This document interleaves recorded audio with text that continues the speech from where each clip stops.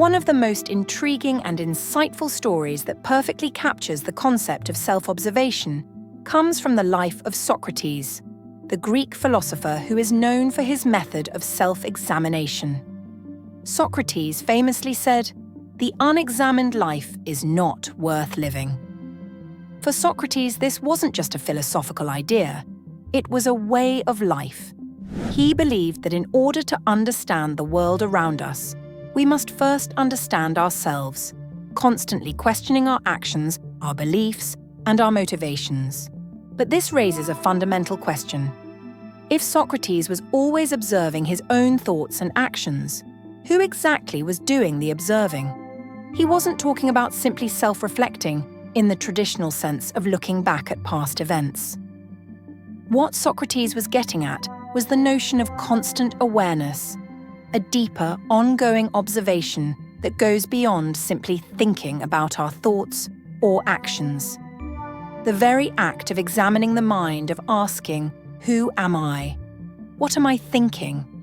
Why am I reacting in this way?" brings us into a state of awareness that transcends the usual identification with our thoughts. Socrates' life and practice of questioning, however, also point us to an even deeper level of understanding. In the same way that a mirror reflects our image back to us, it's almost as if the mind reflects itself back to the person, observing and reacting. This leads us to the question, who is the one that is observing? If we observe our thoughts, then who is the one doing the observing? The idea of self-observation is not just an intellectual exercise. It's something that we all engage in every day, often without realizing it. The act of observing yourself, your thoughts, your reactions, and your emotions is a form of self-awareness. But who is the self that's doing the observing? This brings us to the concept of the witness consciousness, an idea deeply explored in many spiritual traditions and psychological models. In the Western tradition, we often view the mind and the self as a unified whole. I am my thoughts. We identify with our emotions, our desires, and our mental chatter. But if we take a step back, we start to realize that we are more than our thoughts. There is a part of us that can observe our thoughts without being attached to them, without identifying with them. This observing part of us is the witness. It doesn't react to the thoughts or judgments, it simply watches. It is the stillness behind the storm of mental activity. This awareness isn't something that can be easily grasped or understood at first, because our minds are constantly busy. The witness is something that is often obscured by the noise of daily life. But when we begin to pay attention, we can begin to distinguish between the mind, the thinker, and the observer, the witness. This distinction is crucial because it tells us that the true self, the awareness that we are, exists beyond our thoughts, beyond the ever-changing emotions and reactions that make up our ordinary experience. Now, this is where it gets really fascinating. The observer, or the witness consciousness, is often described as an aspect of our deeper, true self, one that isn't affected by the fluctuations of thoughts or emotions. This part of us is constant, unchanging, and ever-present. It's the place from which we can view our thoughts and actions without getting swept away by them. This understanding is central to many spiritual practices, especially in traditions like Advaita Vedanta and Zen Buddhism, where the goal is to realize that we are not the thinker, but the observer of the thinker. This realization doesn't happen overnight. In fact, most people spend their entire lives believing they are their thoughts, their emotions, and their actions. But the moment you begin to recognize that you are the observer, a new level of awareness opens up. The power of this awareness is that it allows us to detach from the constant stream of mental noise and regain control of our minds. We can observe our thoughts without judgment or attachment, and in doing so, we begin to experience a sense of freedom from the tyranny of the mind. At this point, We see the mind as something that is simply passing through, not something that defines us. Our true nature is not the thoughts we have, but the awareness that watches them. This recognition allows us to be more present, more mindful, and more connected to the reality of our lives. Instead of getting lost in the worries of the future or the regrets of the past, we can simply be in the present, watching the thoughts come and go without getting caught up in them. By recognizing this distinction between the thinker and the observer, we begin to shift our perspective on who we truly are. The mind, with all its chatter and worries, can no longer define us. We are the witness, and we can observe without judgment.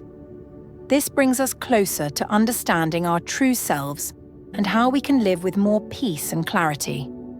As we move into the next part of the video, we'll explore how this understanding connects to non-duality, the idea that the observer and the observed are ultimately not separate, but deeply connected. The more we explore this concept, the clearer it becomes that the observer is not something external, but an intrinsic part of who we are. It is the part of us that remains untouched by the turmoil of the mind and is always available to us, waiting to be discovered. As we shift from the philosophical understanding of the self to more practical applications, we begin to realize that the mind is not the ultimate source of identity. This realization is key to overcoming the ego, which is rooted in the belief that I am my thoughts, I am my body, I am my actions. However, when we begin to separate the thinker from the observer, we unlock a profound shift in perception. The mind has a tendency to constantly identify with everything: the past, the future, our problems, our joys, and our fears. But the true observer within is free from these attachments. The witness can look at thoughts without judgment, without getting swept away in them. It is a place of stillness, a space where we can begin to truly understand ourselves, not through the lens of our conditioned thoughts, but through the clarity that comes when we remove the layers of ego. This shift in perception is not something that happens overnight. It's a process that requires daily practice and patience. Self-inquiry, as taught by Ramana Maharshi, is one of the most effective ways to connect with the deeper observer. By constantly asking the question, "Who am I?" the mind is guided away from superficial identifications and toward the core of our true nature. This method doesn't aim to find an answer in the traditional sense, but to bring the mind's attention inward, toward the source of awareness itself. When practiced regularly, this self-inquiry reveals that the I we believe ourselves to be is not a fixed, solid entity, but rather a collection of thoughts, emotions, and memories, none of which are permanent. The true self, the observer, is the unchanging awareness behind it all. This realization brings a sense of peace and clarity, knowing that you are not bound by fleeting thoughts or circumstances. Another way to develop this awareness is through mindfulness meditation, where we learn to observe our thoughts and emotions as they arise, without getting attached to them. With consistent practice, we begin to experience a profound sense of freedom. The thoughts are still there, but we are no longer identified with them.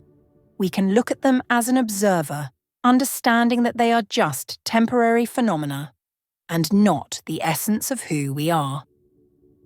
Another important aspect to consider is the role of emotional awareness in the process of self-observation. Often, our emotions are the loudest voices in the room, but by developing emotional awareness, we start to recognize that our emotions are also part of the mind's activity, not the essence of who we are. When we begin to observe our emotions without getting caught up in them, we create space between the emotion and our identity. For example, when feeling anger, instead of saying, "I am angry," we can say, "I am experiencing anger." This small shift in perspective allows us to step back and simply witness the emotion as it arises, rather than becoming identified with it. This practice doesn't mean suppressing or denying emotions. Rather, it's about giving ourselves the freedom to feel without letting those feelings define us.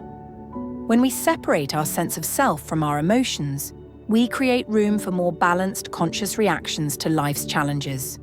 We begin to experience emotions not as permanent states, but as passing waves, an integral part of the human experience, but not the core of our true self. This emotional awareness connects deeply with the idea of non-attachment, the understanding that we are not our emotions, thoughts, or actions, but the observer who witnesses them.